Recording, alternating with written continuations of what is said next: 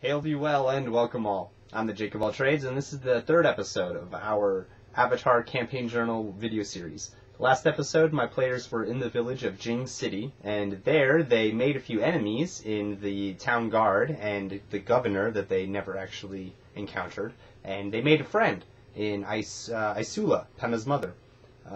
After they had managed to break her out of jail and made their escape from the city after night had fallen, they had camped out in the woods, and the following morning they made their way towards their next destination, which turned out to be a small village by the name of Kavo, about a day's flight away from where Jing City had been. Also located on the edge of the Serpent's Lake and several rivers that branch out. They arrived near sunset around the same time, and when they had walked into the city, as they had last session, this session they found that there was a line of villagers who were slowly making their way northwards. It was a long line of people, and it seemed that all of the villagers were carrying some large sacks or chunks of meat or other dried meats, stuff like that, jerkies and things like that. And after the players spoke with some of the villagers, they managed to figure out that these villagers were offering this meat to this wild pack of armadillo-lions that had been plaguing them. Over the past few weeks, these villagers have been having problems. Every night, these armadillo-lions would start attacking their village, and at points, some people were dragged off. Most of the time, they had broken into storerooms and stolen meat, or just killed some livestock and then disappeared into the night. But in some instances, they had actually escaped with members of the village. And after that had happened, these villagers had begun pooling their resources so that they could all begin offering some meat to these armadillo-lions, so that these armadillo-lions would be satisfied with what they were being offered here, and they wouldn't have to worry about running further into the village. And they come from the north every night, as it turns out, as all of these villagers are headed north, and they're carrying all of their meats and stuff and setting them at the very north end of the village, several paces, several dozen feet outside of the actual village, past the last building in the village, so that there's like a safe distance. And they were like, hey, we've been doing this for the past few weeks, and it turns out that if we just give them some food now, some meat and stuff, they don't bother us at all. And so we've just been stacking it here. And the players immediately are like, oh, hey, do you smell that? I smell a quest hook for the night. And so they quickly decided that they should try to do something about this if they could.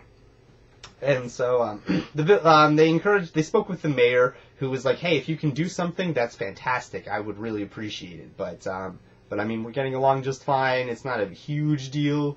We were making do, but the players wanted to do something about it. They felt encouraged,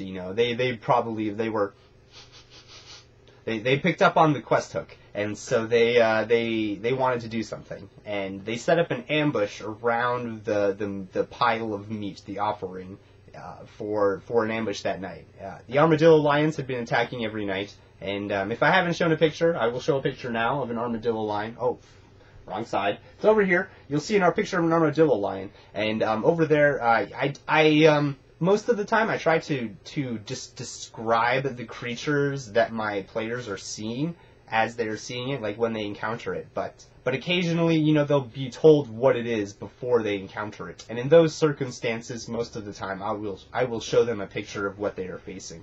Because if you know what the name of it is, and you've been living or you've been around that area for long enough, you probably have an idea of what that creature is. And so I didn't have a problem telling them what it was. And those people who had watched the show might be familiar with what an armadillo-lion looks like, and so they kind of had a point of reference, like, oh, those things. Okay, now I know what we're up against. And so my players, they set up this ambush that night, and they had made us a loose plan to try to lock them down and try to take them all out as quickly as they could. But when the Armadillo-Lions attacked, that is not quite what ended up happening. My players did a really good job, actually, of coordinating with themselves and trying to lock these Armadillo-Lion down.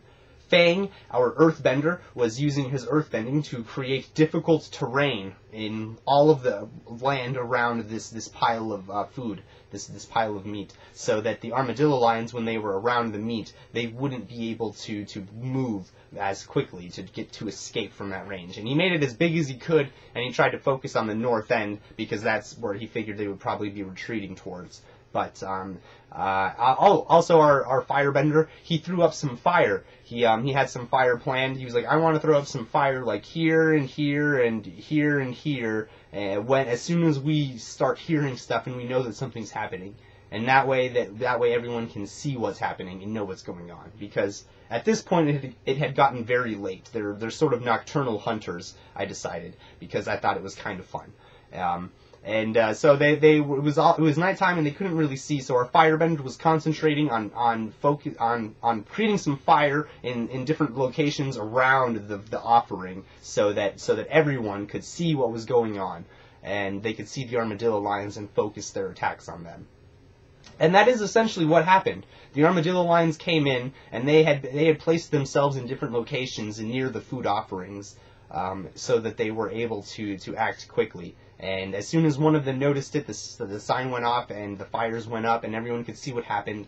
Fang created some difficult terrain, and everyone started just blasting these things as hard as they could, essentially, just trying to take them down quick and easy. I didn't want them to go down that easy, though, and so after about a round or two, after they had gotten their bearings and they had escaped from anything that had tried to grab them or hold them down, some of the other bending forms, they tried to make their escape. One other interesting thing that happened was that Tiki used her water bending to try to bend the moisture within some of the nearby grasses and tree roots and stuff, to try to lash around the limbs of these armadillo-lions so that they couldn't escape, try to hamper their movement. And it did work a little bit. I think one of them failed pretty badly, but the other two managed to break away from the vines and the roots without much trouble. And the other one, the one that didn't immediately succeed his checks, then did on a successive turn, and he managed to make his way out. And although Fang's difficult terrain did hamper their movement, after some time it turned out that their movement is so long, is so fast, that they were able to get through it without too much difficulty. So with the armadillo-lions escaping north, and the party not able to move nearly as quickly as the armadillo-lions, our airbender, Pema, quickly hopped on her air glider and tried to follow from above, tracking their progress on the ground. She wasn't able to follow very quickly, and again, it was very dark out, and so she was unable to follow them for very long before she ended up losing them in the wild, unmaintained plains of grass north of the city. And after she had gone a little ways and lost them, she came back to the party to regroup, who had been following north as well, to try to meet up with her in case she was able to catch them and engage them. They wanted to be sure that they were there to help her out.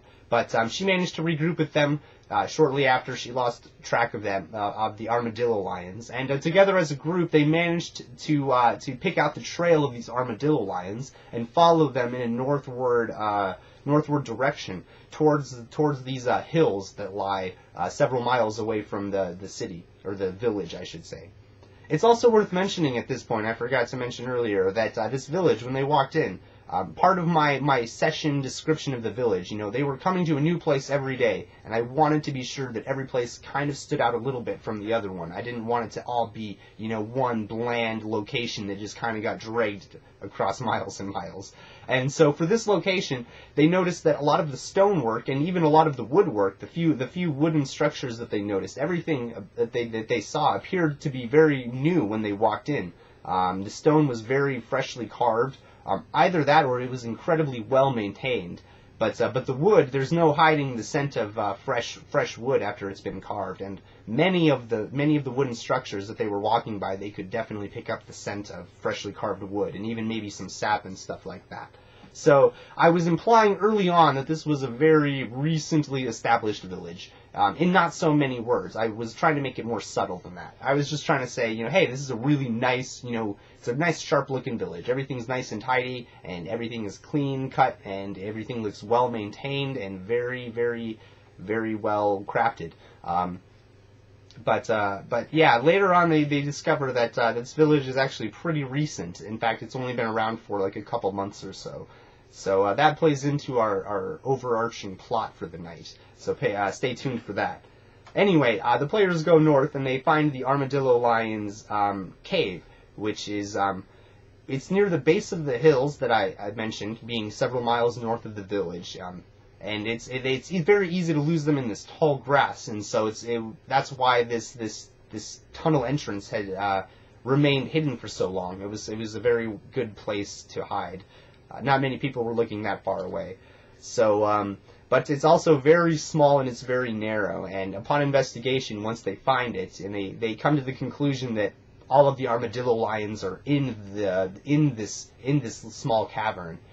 They came to this conclusion because of them being nocturnal hunters, and by the time they found this cavern, day had broken, and so they came to the conclusion that all these Armadillo-Lions were probably in the cavern sleeping at the moment. And I thought that they were going to try to venture in, possibly, because I knew that they were going to be sleeping, and I wanted them to try to sneak in, maybe, and see what they could do inside. But that didn't end up happening. I was hoping for more of like a classic D&D sort of like a dungeon sort of thing, but it makes sense that why they didn't go in. I made sure that the ceiling was very, very low hanging, like only 3 or 4 feet off the ground. So it was enough room for these Armadillo-Lions to pass through very, very easily. But when the players tried to go through, they had to stoop down, and it was like hampered movement, difficult terrain. They had to 10 feet of movement for 5 squares or 5 feet of movement, and so in addition to that, it was quite a large structure that opened up into a large den that had 7 or 8 or maybe even 9 of these things just kind of sleeping there. And if they had been woken up, they probably all would have attacked. But that didn't happen. There was also some hidden treasures in there. But the players didn't go that far. In fact, they thought of something that I hadn't thought of. I actually thought it was incredibly clever. It was actually my Earthbender Fang who was like, wait, this is in the side of this hill, right? And I was like, well, yeah, of course, it's a cave. It's a natural, or it's been dug out by these things. Yeah, it's in the earth or whatever. He's like, oh, okay. I'm just gonna pull a wall up real quick, and that way they won't be able to get out of this cave. I did not even think of that. I definitely should have, and this is one of many incidents where I underestimated my player's capabilities and ingenuity. He quickly pulled up a wall, and he made it pretty thick too, because it's such a small opening. It was very easy for him to create like a couple feet of earth and just pull it up in one swift action. And they're all sleeping anyway. He probably could have had time to make it even larger than that, and he might have. I don't remember exactly, but everyone seemed pretty satisfied with this. They're like, oh, hey, this is perfect. Now they won't be able to bother him. They'll just be stuck in there and they'll end up dying. And but then our airbender, Pema, was playing her airbender very well, and she was like, hey, they're all going to just die in there? That doesn't seem incredibly humane. That seems pretty messed up, actually. And a few of our other players kind of looked at her, and they were just like, wow, we didn't actually think about that, but you're kind of right. And Pema was playing her Air Nomad, of course, and she was playing the Air Nomad very, very well, in that this Air Nomad was a very strict vegetarian. She did not eat meat of any kind. And in addition to that, she was non-violent. She was dealing non-lethal damage this entire time. Whenever combat broke out, she was sure to note that her air blasts were dealing non-lethal damage. But and so she was playing her character very well, and she didn't want to just let these Armadillo-Lions die if there wasn't anything else that could be done to help them. But she wasn't against that if there was absolutely no other option. She told me that later. If there hadn't been any other option, she would have been okay with them all dying. That's just sort of the way the game goes, and she was willing to acknowledge that and accept it and move on. But one of my players, Fang, kind of latched on to that when she mentioned that, and he was, when they went back to the village, after locating these Armadillo-Lions and trapping them in this hole, he also made a hole in his wall so that they wouldn't die of asphyxiation while in their absence. And on Popo's back, Popo had flown them all to this air bison cave so that they were all together. And so Fang and Tiki hopped on Popo's back, and they flew back to town to speak with the mayor to ask him if there was anything else that could be done, or what the limits of their resources were for what could be done. Meanwhile, Pema and Sindal were sitting with the Armadillo-Lions, keeping a watch on them, and just sort of doing their own thing.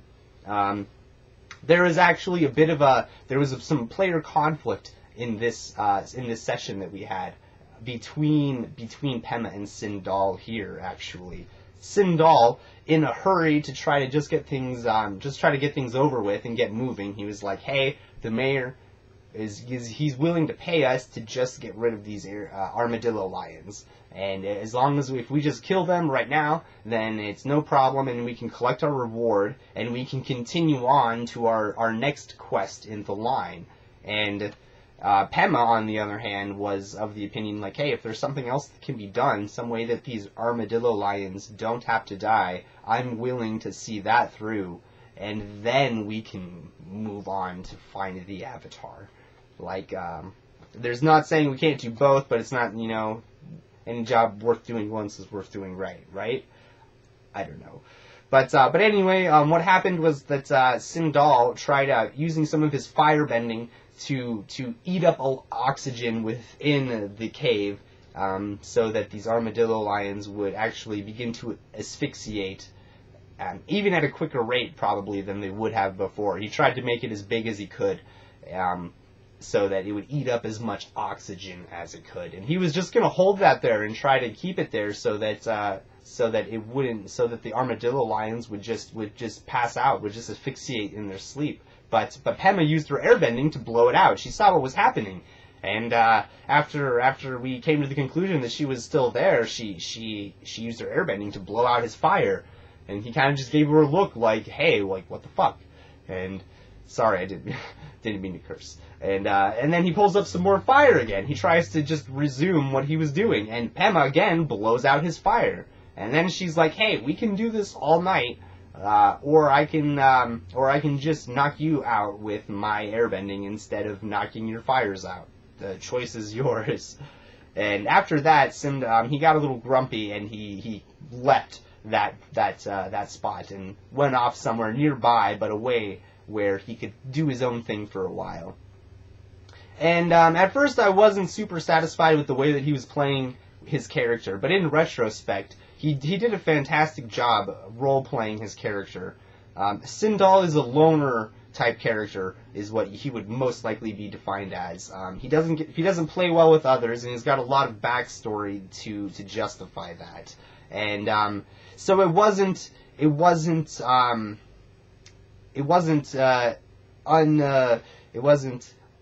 unquestionable that he would be wary of new people, and that he wouldn't be willing to come over to their side so quickly. That he has his own viewpoints that are so harshly ingrained, so firmly ingrained that he is unwilling to see other people's point of view, at least until he comes to trust those people.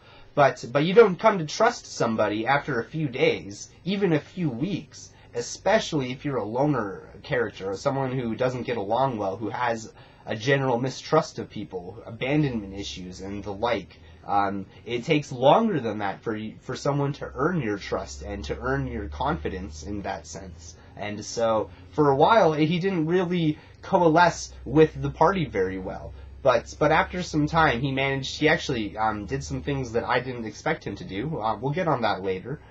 But for the meantime, he was away from Pema, and Pema was kind of guarding these Armadillo-Lions, while Fang and Tiki were speaking to the mayor.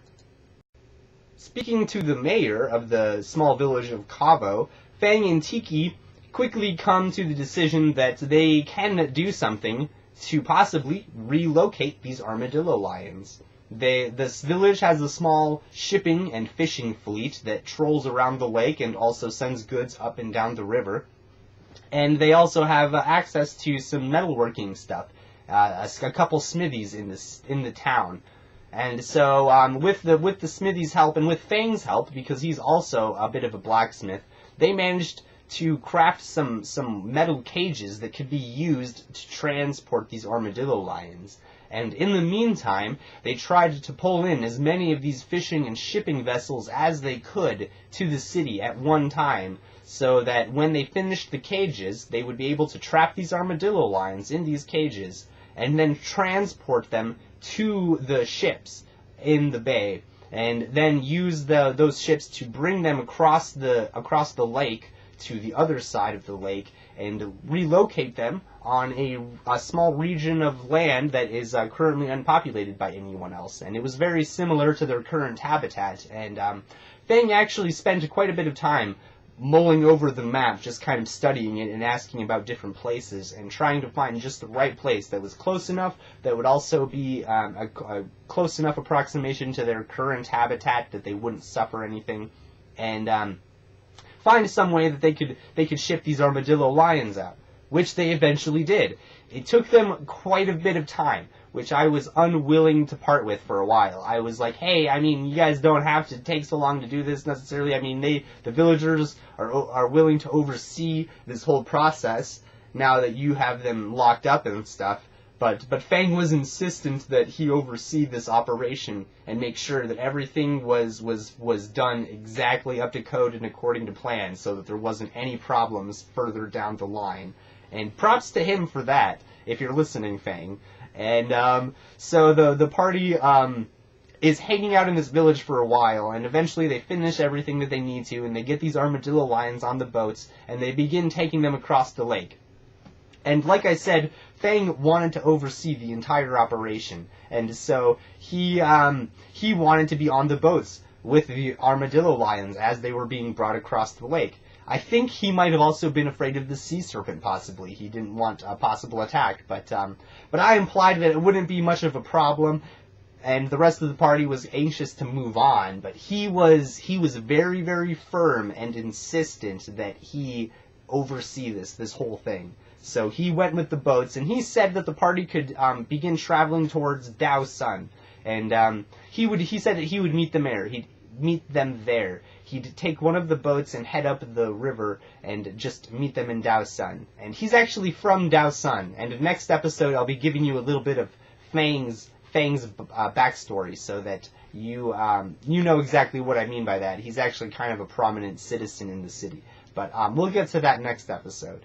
In the meantime, the rest of the players, while Fang was taking a bathroom break, decided that they would just hang out in the village and wait for him to come back, because they didn't want to split the party. This was very, paramount in their list of things to do, was never to split the party. And so they're like, I mean, yeah, you're going off to do this thing, but the GM said you'd just be able to go there and then come back, and we don't want to, be spending time in the city without you. And, you're from there anyway. It would be better if we all just, arrive together. So that way if there would be any problems, potentially they'll be minimized. I don't know. But they decided to wait out, and Fang eventually arrived again, and they made their way on Popo's back to the city of Dao Sun. And that will be episode 4 in my Avatar Journal series, coming very soon. Hey there! I forgot to mention why the Armadillo-Lions were attacking the village in the first place. I mentioned earlier that the village was very recently constructed. All of the stonework was very new. The smell of fresh pine and wood is in the air as they're walking through the village, and they know that this village was constructed within the last few months. And they find out as much through the mayor when Fang and Tiki go to speak with him. He relays to them that, yes, this village was constructed just a few months ago. And after a little bit of work, making some knowledge survival checks or knowledge nature checks, they managed to figure out that, oh man, these are armadillo-lions. They're nocturnal, yes. They're also, they hibernate during the winter time. And this village was constructed near the start of winter time, right when they had started their hibernation, and so they weren't roaming around. And in that time, this village had displaced some local herds of just grazing prey for these armadillo-lions. And when the armadillo-lions woke up, they were coming down south looking for food like they always had, and instead they found this village, and they just figured, hey, I guess this is what food looks like now. And that's when they started attacking the village. And also because they had just come out of hibernation, and they were really fucking hungry. Sorry, I didn't mean to curse there. And so that is why these armadillo-lions ended up attacking the village. Their food source had been displaced while they were asleep, and when they woke up, this was the only place that they knew how to look for food. They had, looked in some other areas, but, they couldn't find their previous herds, and they were stuck with this village as their source of sustenance. And so when Fang relocated them to this spot over here on the map, you'll see it across the Serpent's Lake here, it was actually quite a boon. It was a great place for them to settle down in. I think he might have done a little bit of recon work too, like spent a day or two scouting out the land and making sure that there was some other animals for these armadillo-lions to eat and stuff, so that they wouldn't just starve or what have you. So it was a pretty great session all in all, and it got me pretty confident for things that would happen. So stay tuned for those. Thanks for listening. Hope to see you soon.